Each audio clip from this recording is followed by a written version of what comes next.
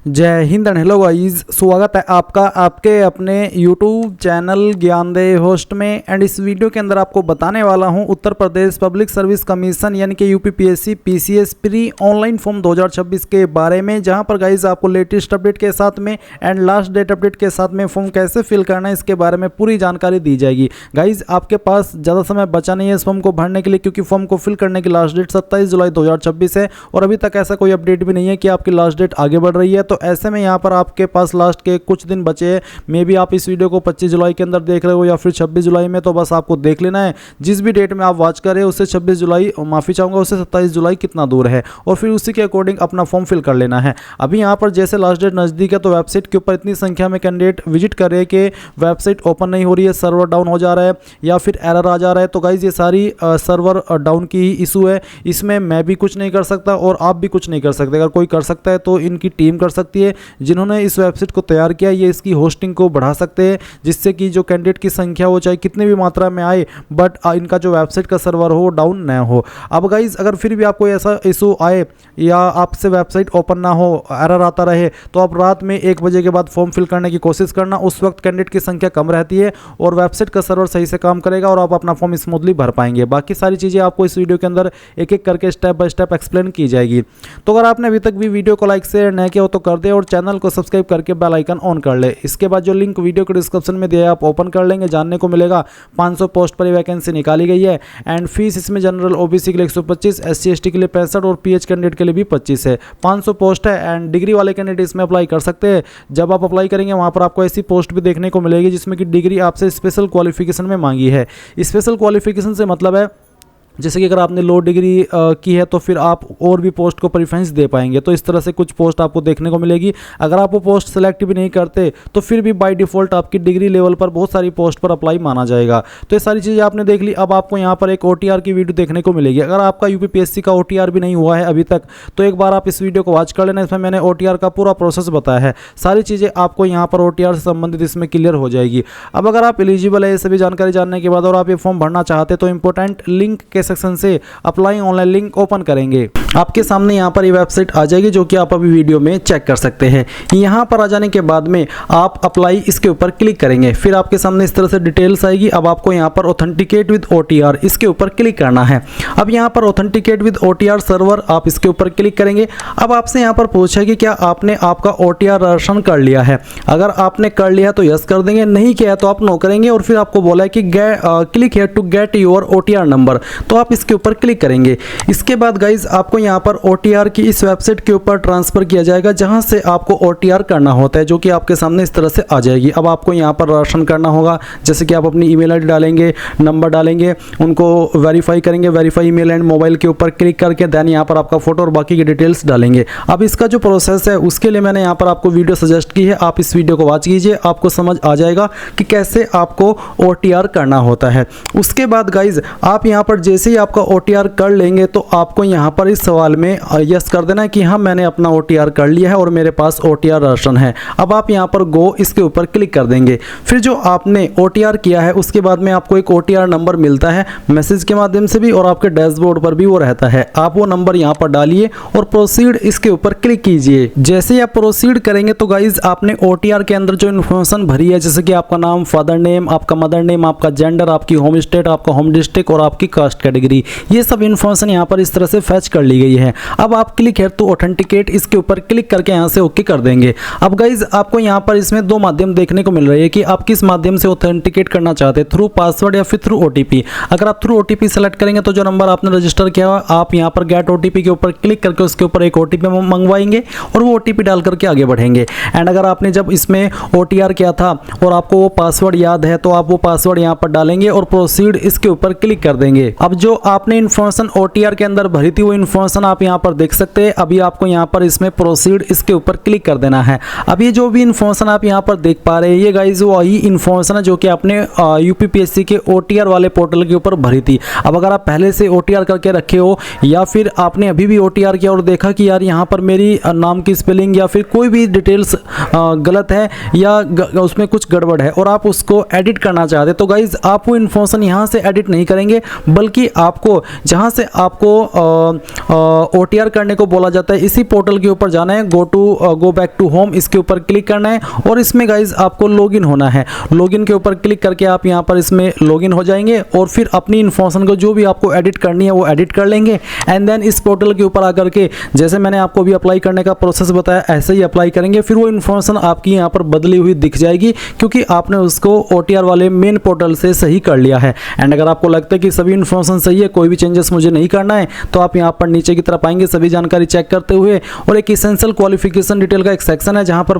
कहा है कि आपके पास बैचलर डिग्री होनी चाहिए फॉर्म को फिल करने की लास्ट डेट तक। अगर आपकी लास्ट डेट के बाद में कंप्लीट होती है आपकी क्वालिफिकेशन तो आप इसमें अप्लाई करने के लिए एलिजिबल नहीं है, तो आप यहाँ पर इसमें एक्वार्ड में यस कर देना। इसके बाद यहाँ पर आता है एक Mandi Parishad service experience detail.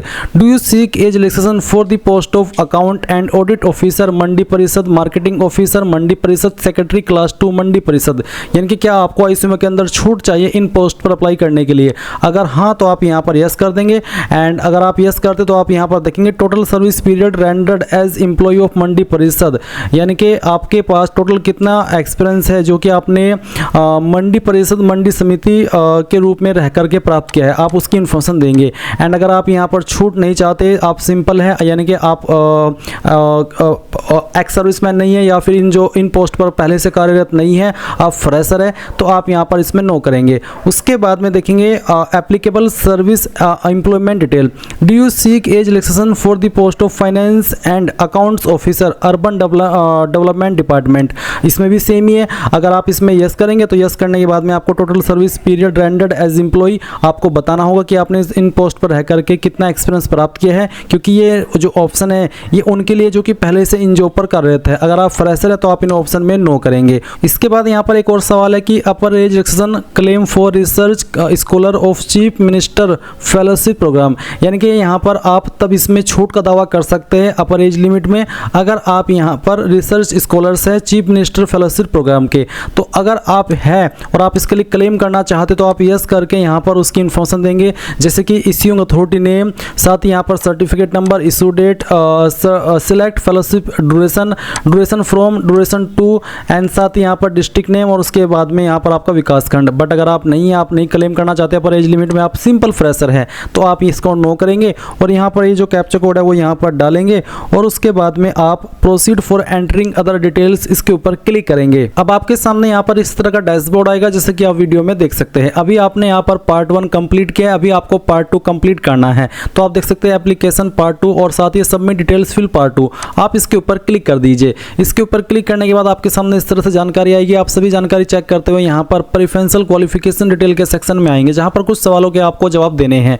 जैसे कि पहला सवाल है has completed bachelor of education यानी कि BEd degree in NCTE recognised course. अगर आपने किया है BEd डिग्री तो आप यहाँ पर यस करेंगे, नहीं तो आपको नो कर देना है। फिर आपके पास क्या MAd या फिर PhD इन एजुकेशन या फिर MPhil इन एजुकेशन है तो यस, नहीं तो आप नो करेंगे। अगला सवाल है post graduate in agriculture economics agriculture marketing from recognised university और MBA, जैसे कि एग्री बिजनेस मैनेजमेंट। अगर आपके पास ये क्वालिफिकेशन है तीसरा नंबर वाली तो यस, नहीं तो आप नो कर देंगे। फोर्थ है कि क्या आपके पास पोस्ट ग्रेजुएट है इन एग्रीकल्चर इकोनॉमिक्स एग्रीकल्चर मार्केटिंग, अगर आपके पास है तो आप फोर्थ में यस करेंगे, नहीं तो यहाँ पर भी आपको नो करना है। फिर पांचवा है कि ग्रामीण क्षेत्र की महिलाओं एवं बच्चों के मध्य कल्याण कार्य का व्यवहारिक अनुभव प्राप्त हो। अगर आपके पास ग्रामीण क्षेत्र की जो महिलाएं हैं एवं बच्चे जो मध्य कल्याण कार्य का व्यवहारिक एक अनुभव होता है वो आपके पास अगर है तो यस कर देना, नहीं है तो आप नो कर देंगे। अगर आप इसमें यस करते तो कोई ऑप्शन अतिरिक्त नहीं आता, बट ये आपको होना चाहिए। उसके बाद है कि क्या आपने टेरिटोरियल आर्मी यानी कि प्रादेशिक सेना के अंदर कम से कम 2 साल की सेवा की है तो यस, नहीं तो आपको नो करना है। फिर क्या आपके पास NCC B सर्टिफिकेट है तो यस, नहीं तो यहाँ पर भी आपको नो करना होगा। उसके बाद यहाँ पर कुछ इन्फॉर्मेशन जो भी आपने भरी है वो देखेंगे और नीचे आपको कुछ और जानकारी देनी है। जैसे कि इसमें एक सवाल है graduation subject detail, are you graduate, तो इसमें यस है। फिर है post graduate subject detail, are you post graduate, अगर आप पोस्ट ग्रेजुएट है तो आप इसमें यस कर देंगे, नहीं है तो आप नो कर देंगे। अगर आप पोस्ट ग्रेजुएट में यस करते तो फिर गाइज आपको यहाँ पर जो पोस्ट ग्रेजुएट लेवल की सब्जेक्ट लिस्ट है वो यहाँ पर आपको देखने को मिल जाएगी। एंड अगर आप इसमें नो करेंगे तो ये यहाँ पर आपके सामने नहीं आएगी। जैसे कि मैंने इसमें चलिए यस कर दिया, क्योंकि बहुत सारे कैंडिडेट ऐसे भी होंगे जो कि पोस्ट ग्रेजुएट हैं, तो मैंने यहाँ पर यस कर दिया ताकि उनको भी बता सकूँ कि किस तरह से जानकारी भरनी है। अब यहाँ पर है graduation level subject list. Graduation level पर आपके पास क्या क्या सब्जेक्ट थे। जो भी क्वालिफिकेशन आपने ग्रेजुएशन में की है, चाहे वो कोई सी भी है, उसमें जो भी आपके पास सब्जेक्ट थे वो आप यहाँ पर सिलेक्ट कर लेंगे। जैसे कि चलिए मैं इसको सिलेक्ट कर लेता हूँ, फिर यहाँ पर ये, उसके बाद में हम ये सिलेक्ट कर लेते हैं। ये आपकी चॉइस के अकॉर्डिंग है, आप यहाँ पर इसको डालेंगे और आपके यहाँ पर ऑप्टेड सब्जेक्ट लिस्ट ऑटोमेटिकली इस तरफ आ जाएगी, जैसे कि आप यहाँ पर देख सकते हैं। इसके बाद आएगा पोस्ट ग्रेजुएट का, तो सेम तरीके से आपको बताना है कि पोस्ट ग्रेजुएट में आपके पास क्या क्या सब्जेक्ट थे, वो आप यहाँ पर इस तरह से सिलेक्ट कर लेंगे। जो भी आपके पास सब्जेक्ट है, चाहे 2 चाहे फिर 3, जितने भी थे वो आप यहाँ पर इस तरह से सिलेक्ट कर लेंगे, क्योंकि कई बार ऐसा होता है कि हर सेमेस्टर में किसी के अलग अलग ही सब्जेक्ट होते हैं और किसी के सेम ही रहते हैं। तो ये आपको ही पता होगा कि मेरे पास ग्रेजुएशन में क्या सब्जेक्ट थे और पोस्ट ग्रेजुएशन में क्या सब्जेक्ट थे। इसके बाद गाइज आप यहाँ पर नीचे की तरफ आएंगे और देखेंगे other essential qualification for specific post, यानी कि कुछ पोस्ट ऐसी है जिसमें कि आपसे एक स्पेसिफिक क्वालिफिकेशन मांगी जाती है। जैसे कि आप यहाँ पर देख सकते हैं principal government intermediate college boys girls, ये वाला पोस्ट का नाम है जो यहाँ पर दिया गया है, और उस पर अप्लाई करने के लिए एग्जैक्ट क्या क्वालिफिकेशन चाहिए वो आप यहाँ पर देख सकते हैं। तो अगर आपके पास है तो आप उसमें यस करेंगे, नहीं है तो आप नो करेंगे। फिर कुछ पोस्ट ऐसी है जिसमें कि आप यहाँ पर यस नो में अभी भी आंसर कर सकते हैं। जैसे कि यहाँ पर है कि सह जिला विद्यालय निरीक्षक, उप सचिव माध्यमिक शिक्षा परिषद, जिला बेसिक शिक्षा अधिकारी एवं समकक्ष। इसमें post graduate degree from university deemed university, जो कि यहाँ पर बेसिकली आपसे पोस्ट ग्रेजुएट की योग्यता मांगी है। तो अगर आपके पास है तो आप यस कर दीजिए, एंड देन आपकी जो पोस्ट प्रेफरेंस है ये वाली पोस्ट भी काउंट कर ली जाएगी उसके अंदर। इसी प्रकार से अगली है कि आपके पास पोस्ट ग्रेजुएट डिग्री है with degree of bachelor of education, यानी कि बीएड।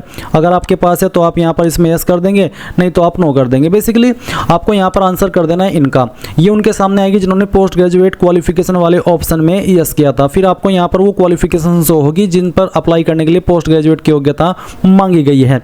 तो आपको इनमें से जिस पोस्ट को प्रेफरेंस देना है उसमें आप यस कर दीजिए, जिसको आप प्रेफरेंस नहीं देना चाहते, आपके पास वो एग्जैक्ट क्वालिफिकेशन नहीं है, उसमें आप नो कर दीजिए। ये भी आपकी ही चॉइस है, इसमें मैं चाहे कितना भी एक्सप्लेन कर लूँ, बट गाइज आपको ही इसमें देखना होगा कि मेरे पास क्या क्वालिफिकेशन है, क्योंकि इसमें हिंदी और इंग्लिश दोनों में यहाँ पर बता दिए हैं। अगर आपके पास वो क्वालिफिकेशन है तो आप उसमें यस कर देंगे, नहीं है तो आप उसमें नो करेंगे।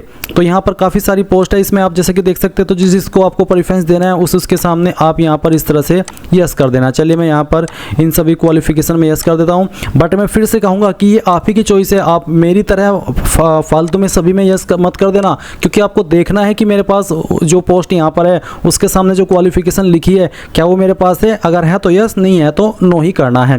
फिर यहाँ पर है डू यू नो हिंदी इन देवनागरी लिपि। हिंदी इन देवनागरी लिपि यही होती है जो कि यहाँ पर आपको देखने को मिल रही है। जब आप इसको लिखते हैं उसको देवनागरी लिपि कहते हैं, इसलिए आप इसमें कंफ्यूज मत होना। आप इसमें यहाँ पर यस कर देना कि हाँ मेरे पास है, क्योंकि ये सभी को आती है। देवनागरी लिपि इसी को कहते हैं जो कि आप यहाँ पर देख पा रहे हैं। अब आपके सामने आपका एड्रेस होगा, और अगर आपको एड्रेस में चेंजेस करना है तो आपको आपका OTR पोर्टल पर जाकर के चेंज करना होगा, क्योंकि यहाँ से आप इसको चेंज नहीं कर सकते। अब आप I accept the about declaration में यस करेंगे, एंड देन ये वेरिफिकेशन कोड डालेंगे और प्रीव्यू फॉर्म के ऊपर क्लिक करके देख लेंगे कि कहीं पर कोई गलती तो नहीं हो गई है। अब यहाँ पर गाइज आप देखेंगे कि जो इन्फॉर्मेशन आपने भरी है शुरू से लेकर अभी तक वो आपके सामने। अगर आपको लगता है कि कहीं पर कोई मिस्टेक है तो अभी भी एडिट के ऊपर क्लिक करके आप उसको सही कर सकते हैं, नहीं तो सबमिट एप्लीकेशन फॉर्म के ऊपर क्लिक कीजिए और यहाँ से ओके कर दीजिए। ओके करने के बाद में यहाँ पर पूछे do you want to proceed for fee payment, क्या आप यहाँ से फी पेमेंट के लिए आगे बढ़ना चाहते हैं, तो आप यहाँ पर यस कर दीजिए। यस करने के बाद में आपको फी का जो पेमेंट का इंटरफेस है उसके ऊपर सेंड किया जाएगा। आपके सामने इस तरह का इंटरफेस आएगा। अब आप जिस माध्यम से फीस जमा करना चाहते हो वो आप सेलेक्ट कर लीजिए। मान लीजिए मैंने UPI सेलेक्ट किया तो मैं यहाँ से कंफर्म करता हूँ। अब आपको QR कोड स्कैन करना है और अपना फी पेमेंट कर देना है। जैसे आप फी पेमेंट कर देंगे तो आपको ऑटोमेटिकली इसी वेबसाइट पर रिडायरेक्ट किया जाएगा जहाँ से आपने फॉर्म फिल करना स्टार्ट किया था, और आप अपने फॉर्म का फाइनल प्रिंट आउट ले पाएंगे। अब अगर आपको पेमेंट करते समय कोई इशू आ जाता है तो गाइज आप अगेन पेमेंट कैसे करेंगे वो जान लीजिए। आप होम पेज पर आना, होम पेज पर आने के बाद में आपको यहीं पर इसमें काफ़ी सारे एक कैंडिडेट हेल्प सेक्शन के अंदर ऑप्शन देखने को मिल जाएंगे। आप यहाँ पर अगर आपका पेमेंट हो चुका है और वो पेमेंट अपडेट नहीं हुआ तो आप डबल वेरिफिकेशन मोड इसके ऊपर क्लिक करेंगे। यहाँ पर आपको इसमें डायरेक्ट रिक्रूटमेंट सेलेक्ट कर लेना है, अपना रजिस्टर नंबर डालना है, डेट ऑफ बर्थ सेलेक्ट करनी है, रजिस्टर्ड मोबाइल नंबर डालना है, ये कैप्चा कोड फिल करके प्रोसीड करना है, और आप यहाँ पर अपना जो फी पेमेंट है उसको अपडेट करा लेंगे। उसके बाद यहाँ पर देखेंगे know your OTR number, view answer की। इसके अलावा कैंडिडेट डैशबोर्ड लॉगिन, अगर आप कैंडिडेट डैशबोर्ड लॉगिन के ऊपर क्लिक करेंगे तो आप OTR नंबर डाल करके प्रोसीड करेंगे और आपको OTP सेंड किया जाएगा। जैसे आप OTP वेरीफाई कर देंगे तो आपके सामने आपका डैशबोर्ड आ जाएगा। वहाँ से आप आपका पूरा का पूरा फॉर्म मैनेज कर सकते हैं, और अगर आपके फॉर्म के अंदर कोई गलती हो गई है तो आप उसको वहाँ से सही भी कर सकते हैं। तो गाइज मैंने यहाँ पर आपको सभी जानकारी दे दी है इस फॉर्म को भरने की। आई होप आपकी सभी चीज़ें क्लियर हो गई होगी। अगर आपका अभी भी कोई सवाल डाउट है तो आप कमेंट के माध्यम से पूछ लीजिएगा। तो ये थी आपकी UPPSC PCS pre online form 2026 के बारे में पूरी जानकारी। Thanks for watching. जय हिंद।